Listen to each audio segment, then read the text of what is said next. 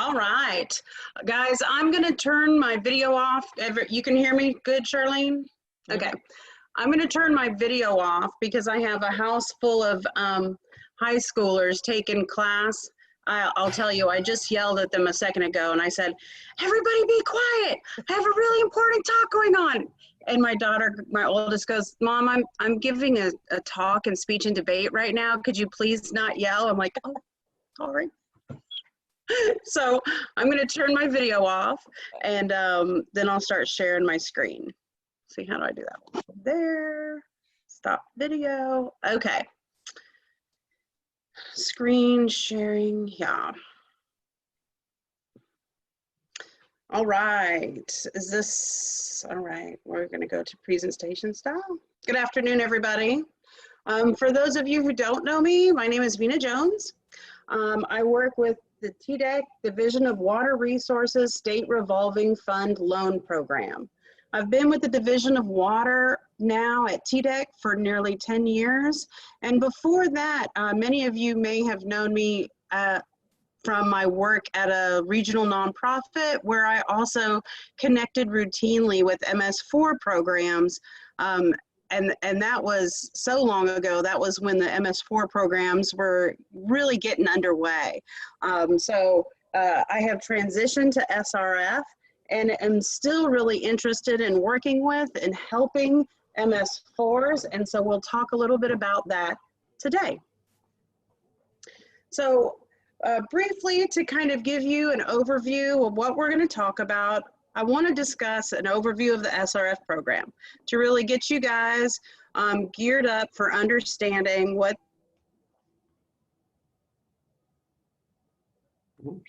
program means and how MS4s can actually talk about how do we navigate the process of an MS4, how to navigate the SRF process for MS4s, how and if MS4s can participate, current updates to the program, and what that means to you.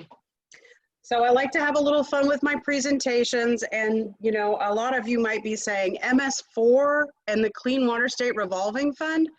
I don't think we're in Kansas anymore, Toto. Where are we and what the heck are we talking about? But I think it'll all come clear soon enough, at least by the end of the presentation, I hope. And if not, please feel free to ask me questions. So basically, the Clean Water and Drinking Water SRF program is federally funded each fiscal year. It is housed in the Division of Water Resources, it's called SRF, and we receive a federal capitalization grant for both the drinking water and the side of SRF. Most of the money is federal funds, and there is a small state match. We give loans to eligible entities, and those loans are repaid in interest, and repayments and interest create a revolving fund. This is supposed to be a self-sustaining resource for Tennessee for future projects. Let's see, next. It is not switching. Is it switching slides for you guys? There we go. So who is eligible to receive a state revolving fund loan? We always say cities, counties, municipalities, water authorities, and utility districts. That seems simple enough. And on an annual basis, we give out between 20 to 30 loans. If you look at the colored box, you can see in this fiscal year of 2020, we gave out 14 clean water SRF loans that totaled $150 million. 14 loans at $150 million, so that means that a lot of loans had a really high price tag to them. We also gave out 9 loans for about $37 million. So each year we obligate over $100 million worth of loans in clean water and drinking water combined. And you guys have probably heard me say this before, we are in the money, right? Like, how exciting. We have money to loan. We have money to loan to communities in the state of Tennessee. and we have done it before, right? We have, this program is over 20 years old, and we have been very efficient in giving loans to communities for wastewater treatment upgrades, enforcement and compliance issues for drinking water, combined sewer overflow corrections, a myriad of things across the clean water and drinking water landscape.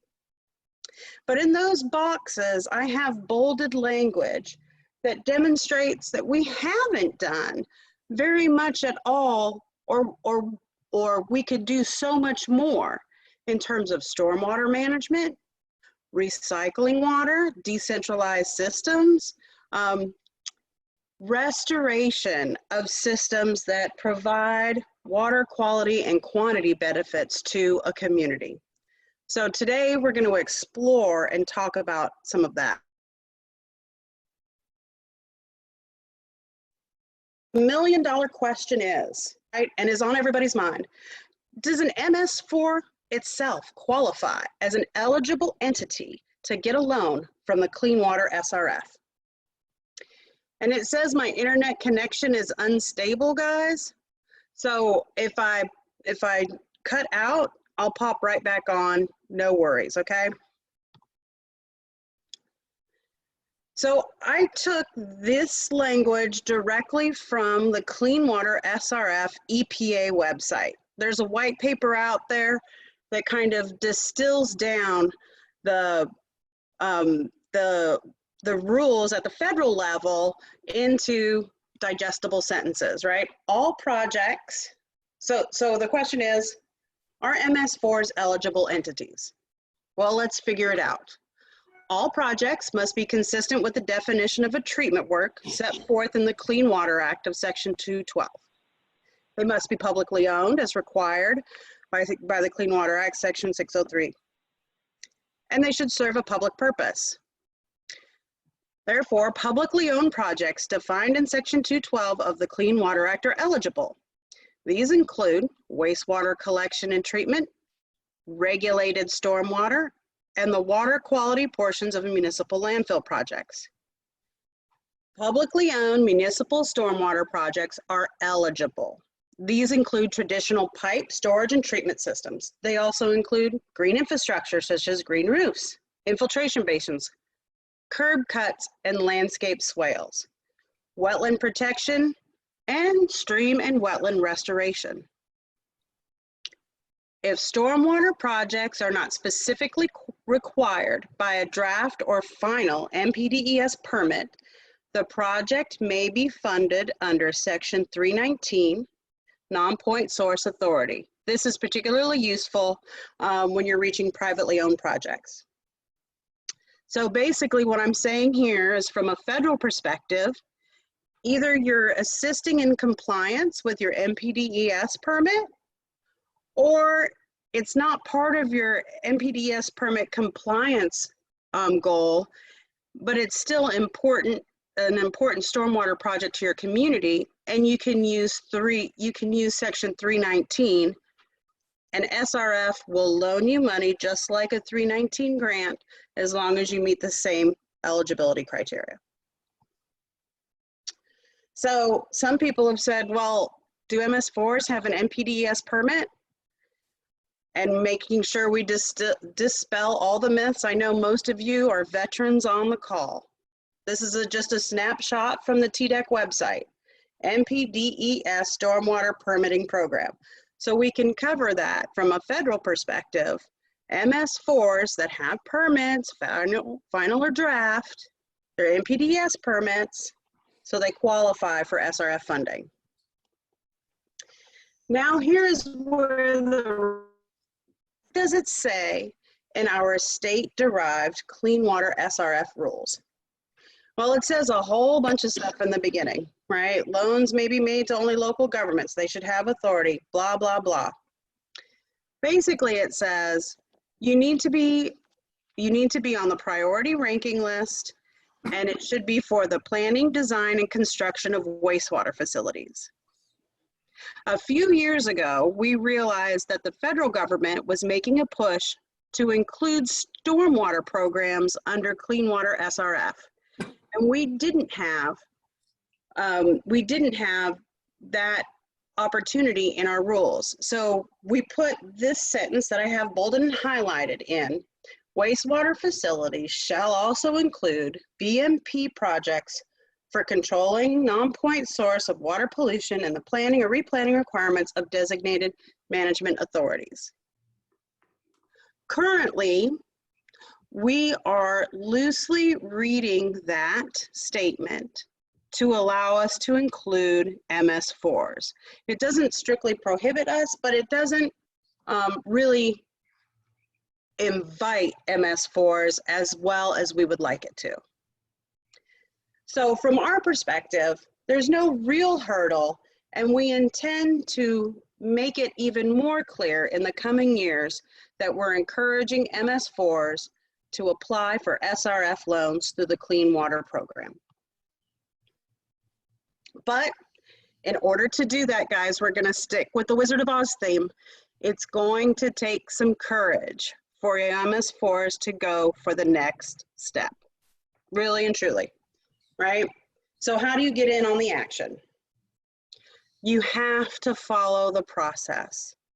SRF programs have this very specific process laid out, and as long as you follow that process, you can be a loan recipient. Each calendar year, the SRF solicits for clean water and drinking water projects at the beginning of the year. We score the projects, we develop and finalize what we call a priority ranking list. We publish that priority ranking list in our intended use plan. This intended use plan, we have one for clean water and one for drinking water, really outlines what SRF intends to do with our millions of dollars annually. We can also update or change our goals and objectives with that money annually, within limits, right? Within limits. Every year we also have a second drinking water project solicitation, and that's going on right now. In September, we apply for our funding, and then concurrently, we notify all of those communities that are on the PRL. This year, Metro Nashville Stormwater applied for and submitted a questionnaire. They are currently ranked on the PRL. I am sure that Michael Hunt received a letter stating that his project is ranked and can proceed for funding. It was the only one that I was able to identify on the dozens of people who applied, communities that applied, that was stormwater specific. Right? So once you get on that list and you're notified, you can proceed with the loan process. Now, I won't say that the loan process is simple, and I certainly won't say that it is quick. And it really reflects, you know, most of us can probably relate to a home mortgage loan. Very similar. We're going to ask you a lot of questions, and you're going to have to give us a lot of answers in order for us to go forward with the loan. But it is effective, right? We have loaned out hundreds of millions of dollars to communities across the state. So you can do this too. So this sounds like a new adventure for most, if not all, MS4s.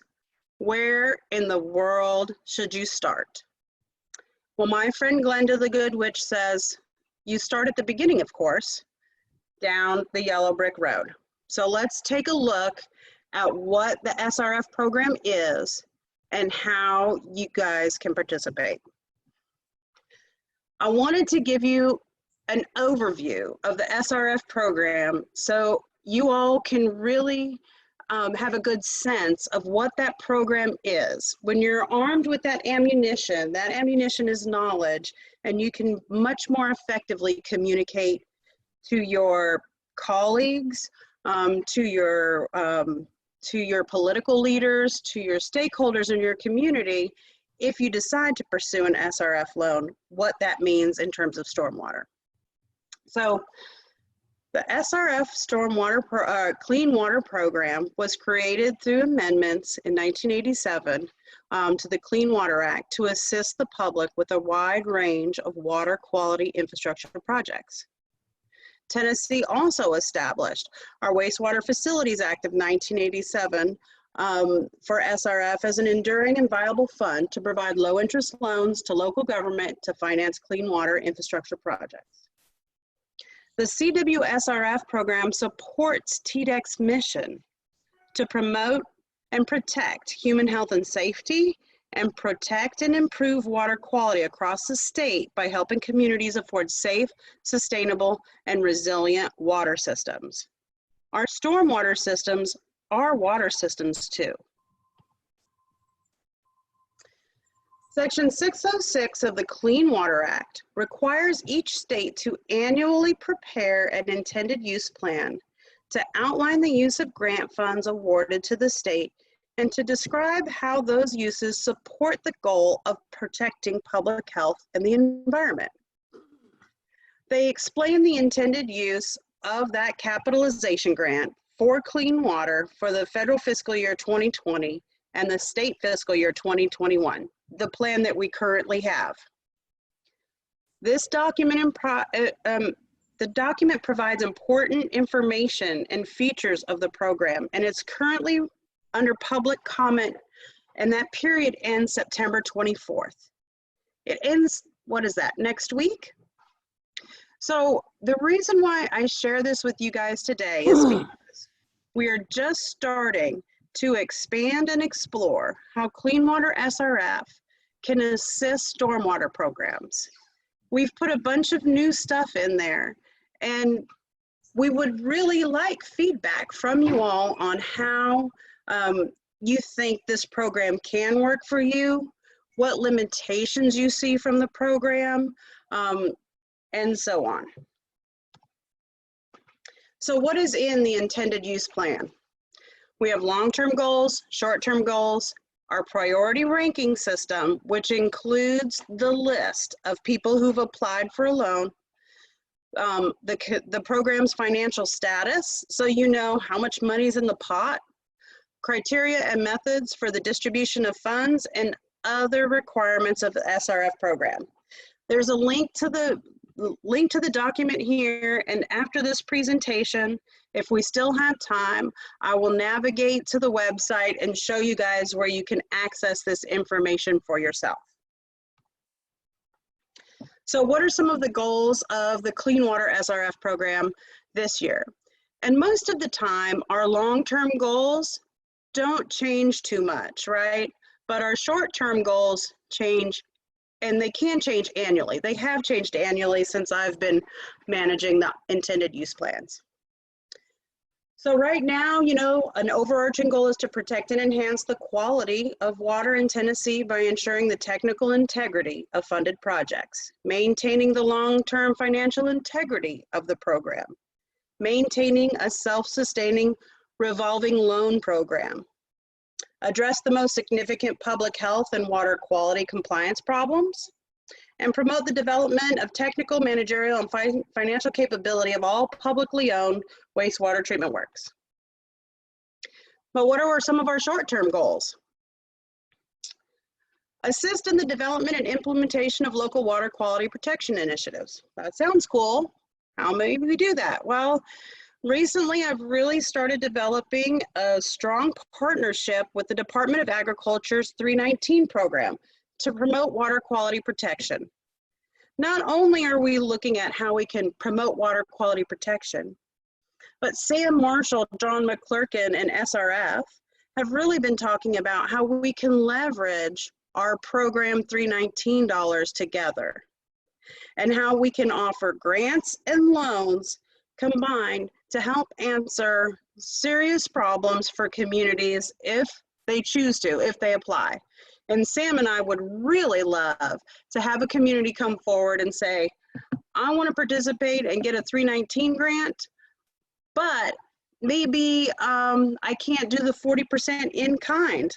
Maybe if I get an SRF loan, that can be my match, which it can. We're exploring all of those opportunities right now. We really want to expand the use of Green Project Reserve funding to include more projects and encourage innovative use of SRF funds. And we'll talk about how we've expanded that this year. We are going to review the current SRF rules and statute for potential updates concerning stormwater project eligibilities, the use of SRF funds for non-point source projects, and inclusive language for green infrastructure elements that improve hydrology and water quality. SRF is not regulatory, so we don't have the same hurdles or maybe trigger words that other regulatory programs within Division of Water may have. So we can think about things like hydrology in a more holistic and fruitful way. We also intend to review and develop recommendations for updates to the Clean Water SRF priority ranking system that improve accounting for green infrastructure and stormwater management. Vena, I have a question. Yep. Someone wants to know, is it considered state money and can it be used as a match?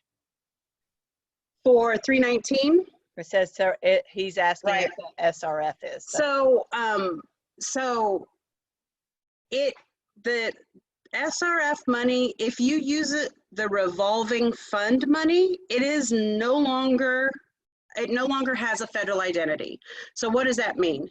You'll see in a minute, or you can actually see on this slide, we've got our carry forward from prior years is 45 million. That 45 million is really like principal and interest repaid. So when we get repaid from past loans, that money doesn't have a federal identity. It's considered state money. Excellent, Dawn. Got the okay from you. So yes, it can be matched. So here's the summary of the federal fiscal year 2020 as we sit today. The state of Tennessee's federal allotment for clean water SRF loans is $23 million. We're required to provide a 20% match of federal funds. But this year, being the weirdest year that I have lived through, we have a significant reduction in our state appropriations. SRF is only being given $1.825 million for clean water, and that will only give us access to $9 million of the $23 million capitalization grant for this fiscal year, for this state fiscal year of 2021, starting now into June. We have a carry forward from the prior state fiscal year of $45+ million, and that coupled with the available funds from principal and interest and other loans, we still have $111,894,010 to loan. So we're not broke. We're just not happy we didn't get as much state appropriation. This is a snapshot of the financial status of the CWSRF. And really, look, the bottom line is we've got $111 million to loan. Money is available if programs come forward. So what is the priority ranking system? How do you get, and what are some of these other elements of the SRF program? Solicitations for the priority ranking list occurs in January. It is a rolling list. So if you request right now, you can get on the list. We prefer everybody apply in January, but we don't prevent you in the Clean Water SRF from filling out that questionnaire and submitting your information at any time.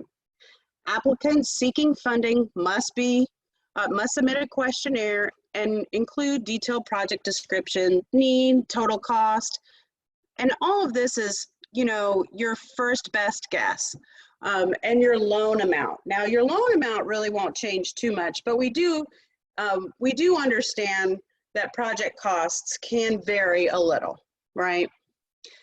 Projects are then prioritized by those that address human health and safety, maintaining compliance, or if we have specific short-term goals in our IUP, we'll look to prioritize those also.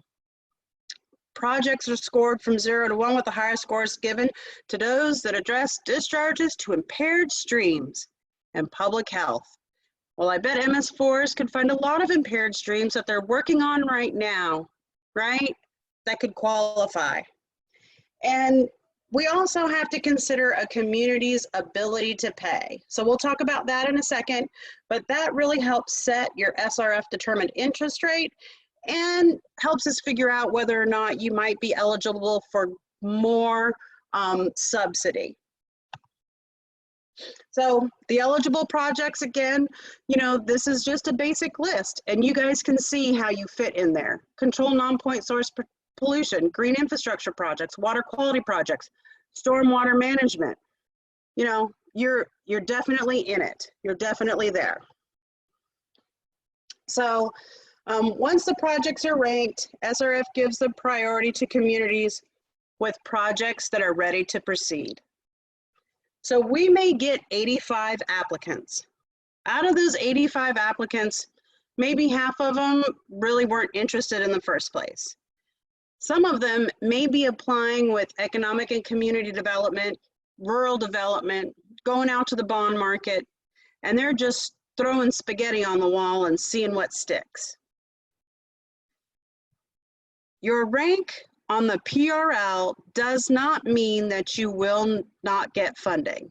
If you're on that PRL, we say you should be able to get funding. If you get your ducks in a row and are ready to proceed by having all of your documents ready, you can be pushed to the front of the line. All right, I just want to tell you that that can absolutely happen. Now, planning and design loans that don't include construction have 5-year loan terms. Loans that do have construction can have 20 to 30-year loan terms or the useful life of the project, whichever is shorter. But we also need to ensure that you're a good risk, right? That you have the financial and technical capacity to carry a loan and hold your program. The WRDA WRDA requires a recipient of a loan for a project that involves a repair, replacement, or expansion of publicly owned treatment works to develop and implement a fiscal sustainability plan. This is, do you have a plan to be financially responsible or certify that it has developed and implemented a plan prior to your loan. SRF will assess the loan applicant's managerial, technical, and financial capacity prior to recommending the loan for approval to the TLDA. So what happens is you give SRF all the information. We try and determine if you are managerially, technically, and financially capable. If we say that you are, then we give your outline of your project basically to the Tennessee Local Development Authority Board that the comptroller sits on.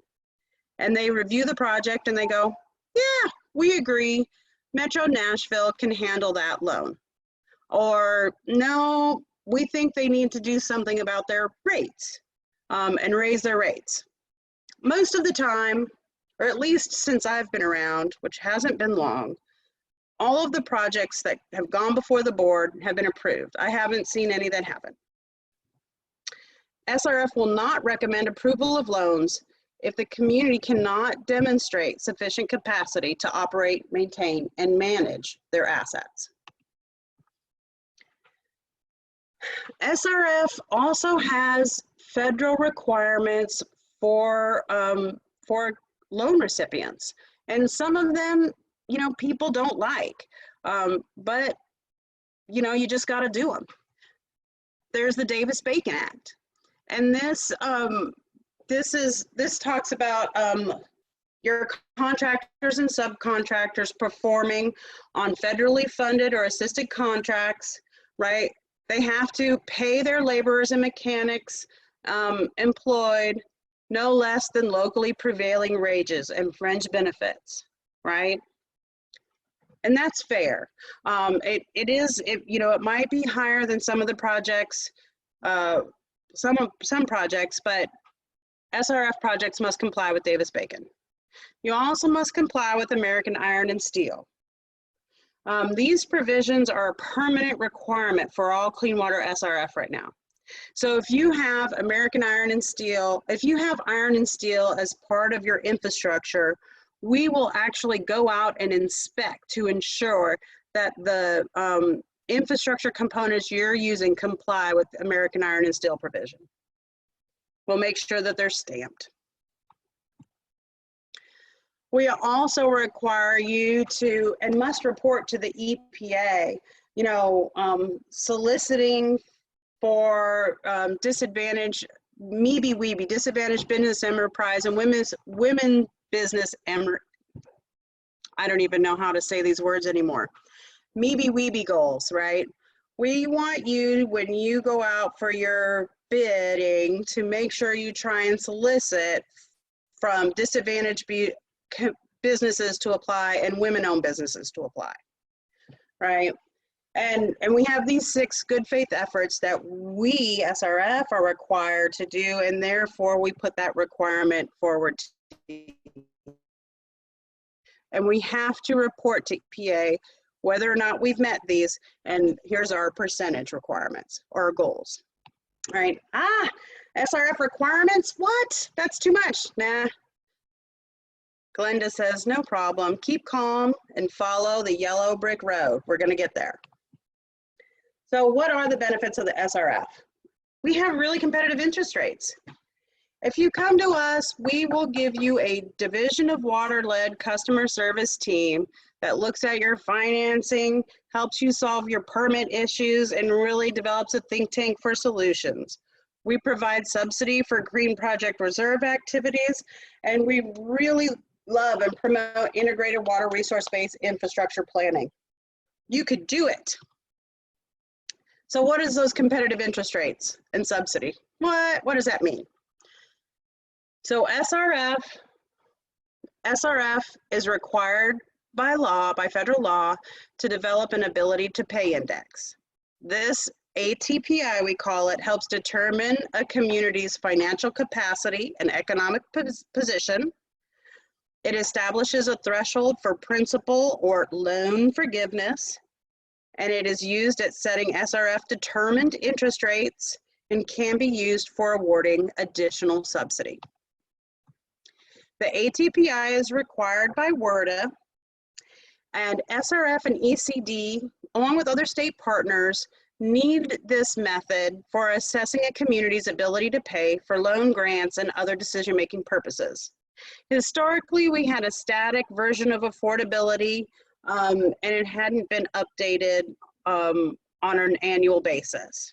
Now we're updating it on an annual basis, and we're able to assess trends to better understand what is happening in Tennessee communities. This year, the ATPI criteria meets all of the federal requirements, and it kind of couches that data into 3 main buckets. Census data that looks at population trend, median household income, and food stamp dependence. We also look at economic data that identifies unemployment rates and poverty rates, and financial data that includes bond rating and community debt. I'm lucky enough to work with UT on the development of the ATPI, and we're really interested to see how the ATPI may change. Maybe we won't see so many changes next year, but maybe the year after that, based on the issues that may have arisen at the community level from the pandemic. So the SRF, so the ATPI gives us the threshold for principal forgiveness. So communities are ranked from 0 to 100 in buckets of 10, 10, 20, 30, 40, 50, 60, and on. An ATPI of 50 or less means your community is available for principal forgiveness. We also use it for the SRF determined interest rate. And we take an SRF base rate factor and multiply it times your SRF multiplier ranges to get this determined interest rate. And we'll look at that in a second. It's kind of complicated, but the multipliers can be altered annually to reflect economic conditions per policy update. So the rates today may be different this time next year. We may be publishing different rates, but right now these are the standard way we're determining SRF interest rates. And I threw this graph up here so we can get a good understanding of what today's SRF determined interest rates are for projects. The top row that has percentages in it are the SRF base rates. This is a combination of the 20-year bond buyer index and the money market. I'm not really saying those words correctly, but it is released weekly, right? And so for a 5-year loan term, which would be like a planning and design loan, the base rate is 0.16%.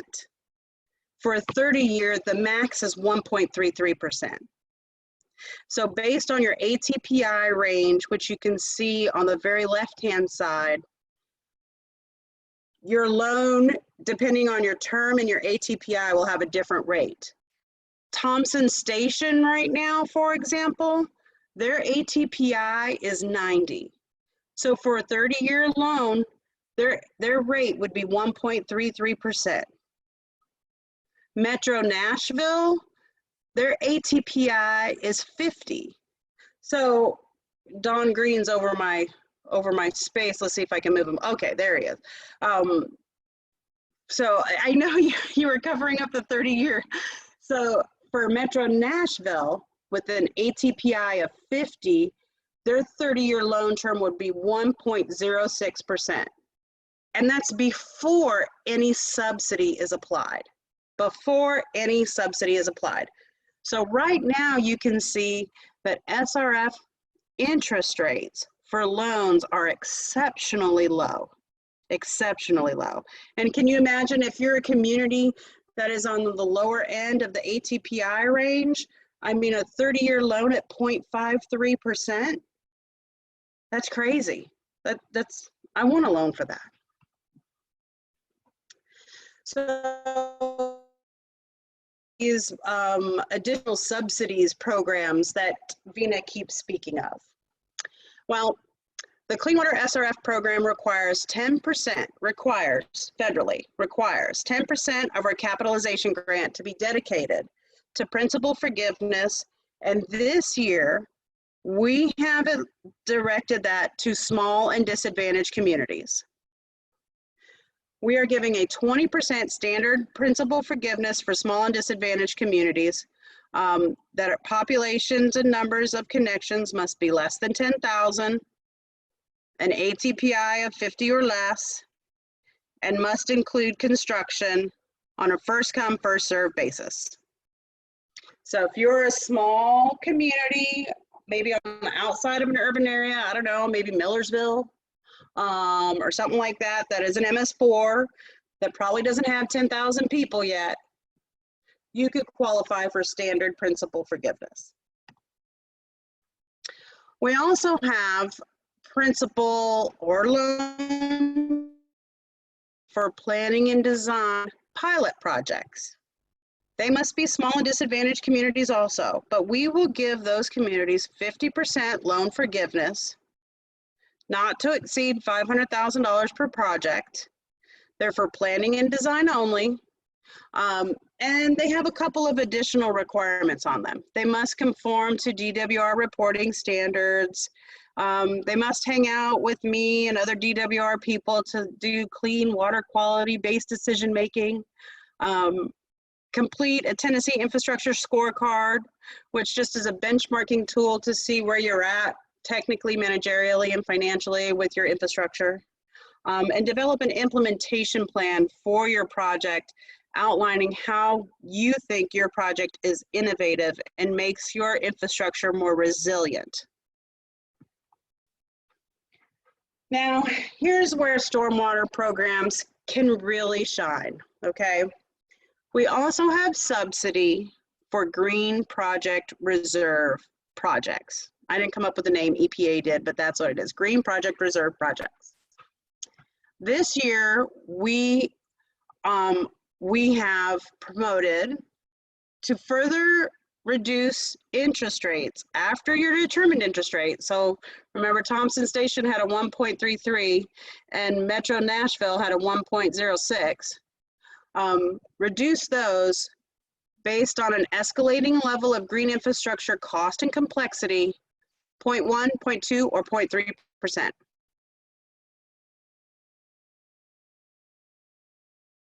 We have 4 broad eligible project categories: water efficiency, energy efficiency, green infrastructure and stormwater BMPs, resilient, sustainable, and environmentally innovative practices. Green Project Reserve Subsidy, we have a minimum set-aside requirement of 10% for each Clean Water Cap grant. TDEC has set a goal for us to do 18% of each capitalization grant to fund green projects. So we take 18% of our total annual pot and we put it aside and we say, projects that demonstrate they're going to be green, this is the money that they can use. They're first come, first serve, ready to proceed. And we will roll it back into the rest of the pot after a couple of years, if we see that no community is coming forward to grab that money. So what do you have to do to be eligible? Currently, planning and design loans are not eligible. 20% of the project cost must be considered green. All Tennessee communities are eligible, and projects must have at least 1 green criteria. You guys can find one of those that you guys do.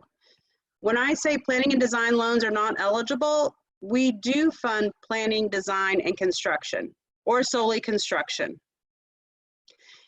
If you think that your community really could benefit from planning and design, I would encourage you to submit your comments concerning this year's draft IUP on the limitations that, on those limitations and how you think your community can benefit from having planning and design loans that are Green Project Reserve. So what do you have to do it? Most of our wastewater treatment plants fall into the water and energy efficiency GPR subsidy tiers.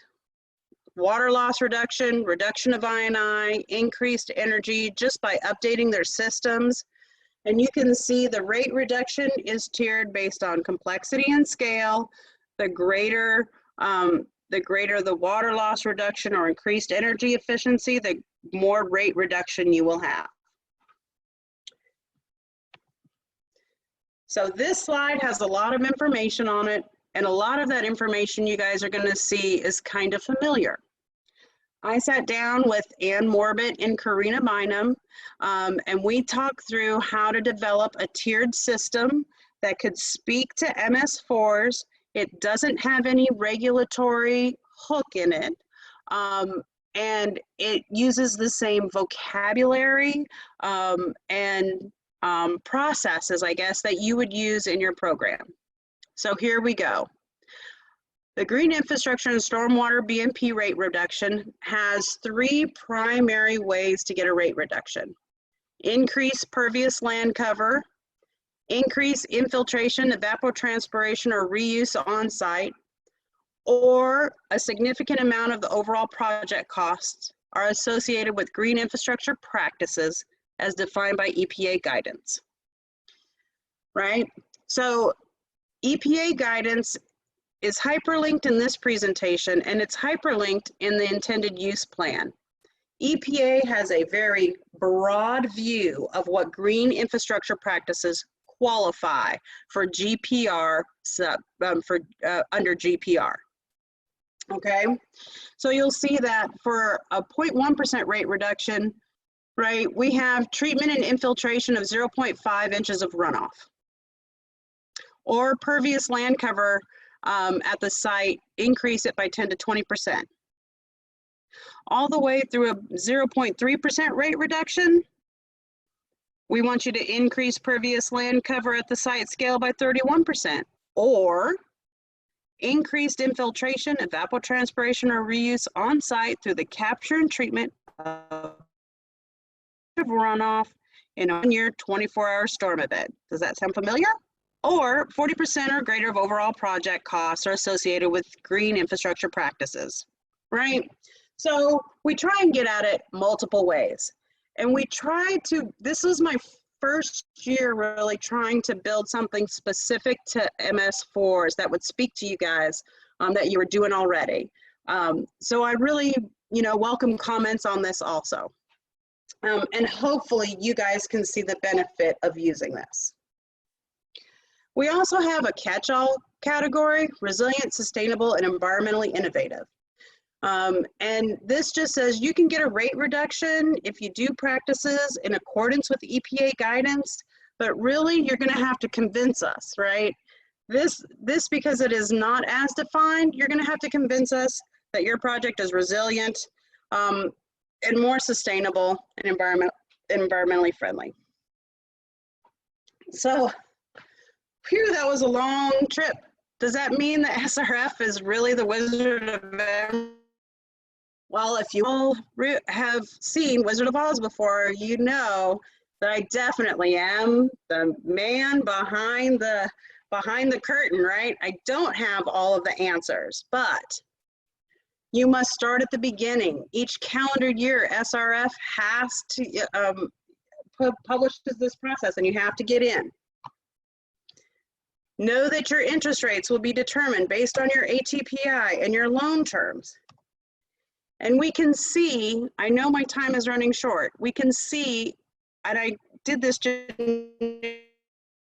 for you guys, that community, this is a Thompson Station project. Their loan, they wanted it to be $25.5 million.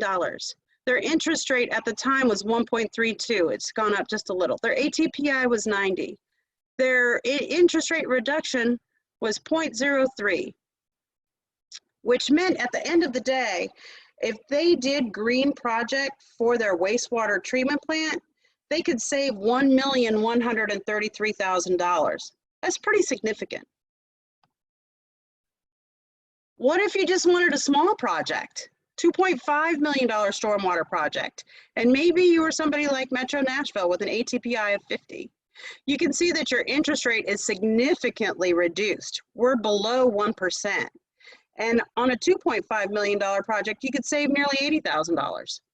That's not bad either. So where does that leave us? SRF is really trying to look to the future. Be proactive and help fulfill the DWR mission and assist with community needs, right? We want to see pilot projects and strategic coordination. We would really love for local MS4s to come forward with these projects to say they wanted to be part of the process. And our current priorities is really to focus that principal forgiveness subsidy to small and disadvantaged communities. These are the communities that we're currently soliciting for pilot projects. That doesn't mean that you, regardless of your size, can't participate in GPR, Green Project Reserve Subsidy. We do have several pilot projects going that are scalable, place-based, looking for solutions.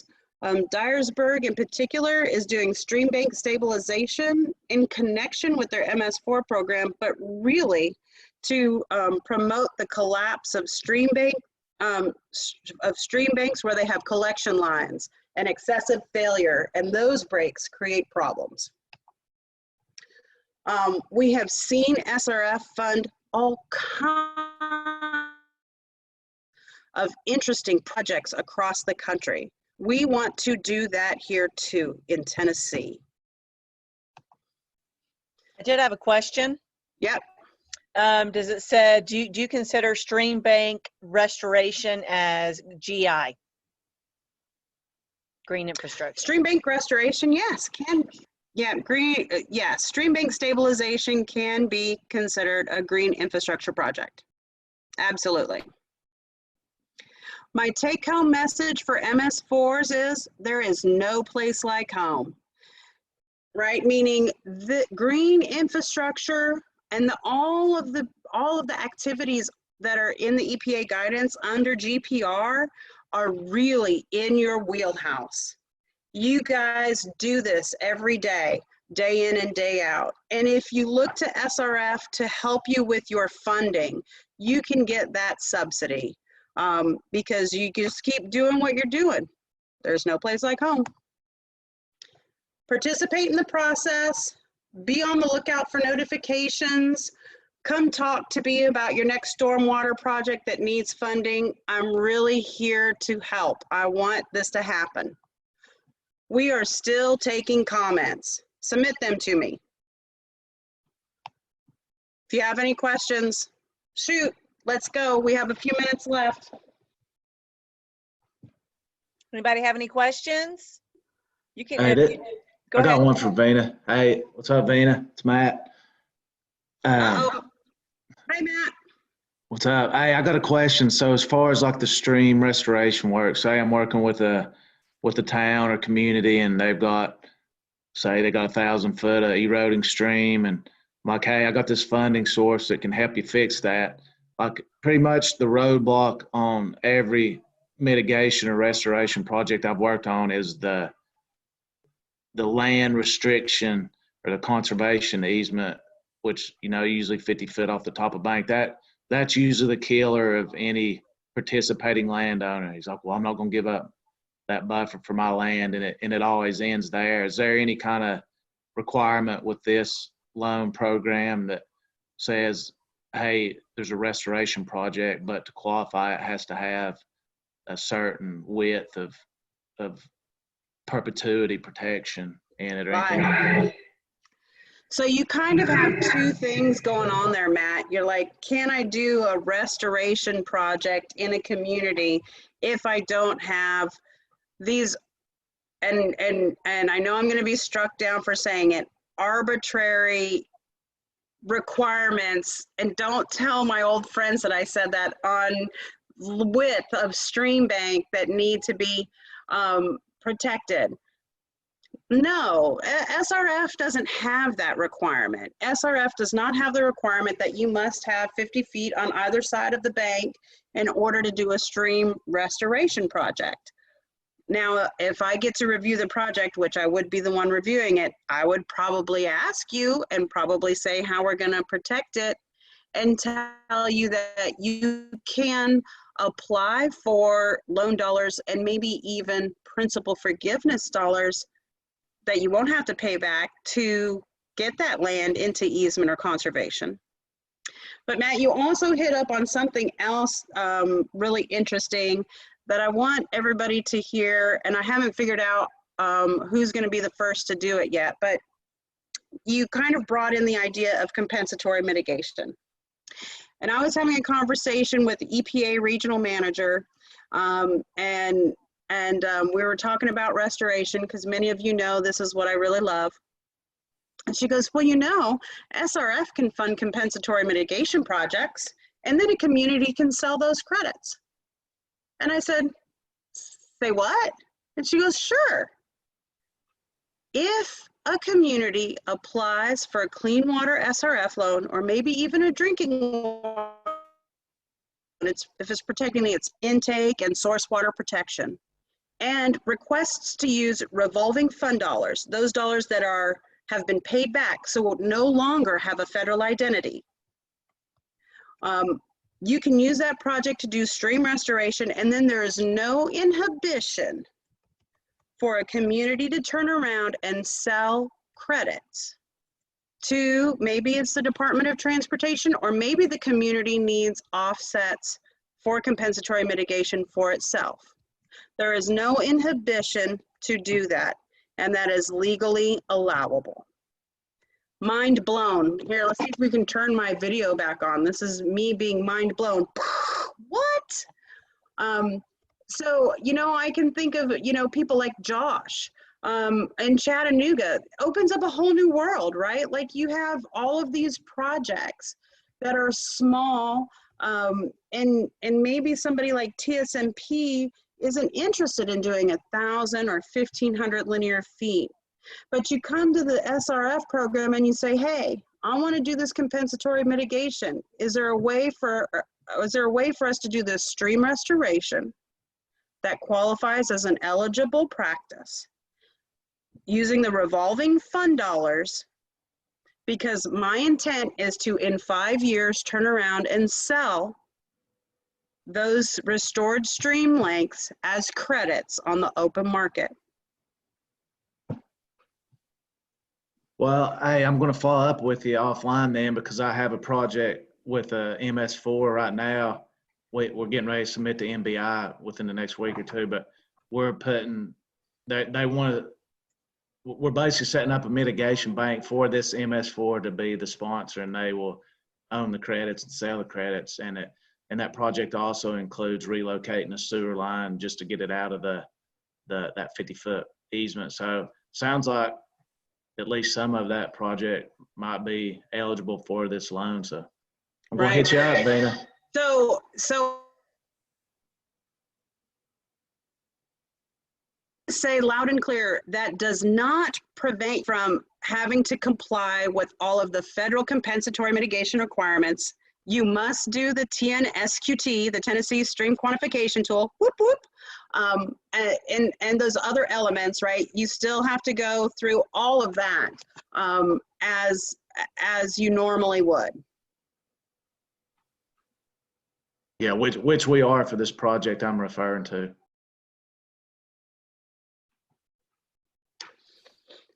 Right. Is there any more questions? Is FRF considered state money? Do you consider stream bank restoration GI? Yeah. Thanks, Angelina. Anybody else? Paul Davis, you don't have any questions for me? I mean, I figure you have the hard one that I should answer. Hi, Vena. Hi, Paul. No more questions? Well, I guess you did a good job then. There's no questions. I guess. Overwhelmed. Woo! Let's see. Yeah, my back. So, all right. Well, let me know if you need anything else, Charlene.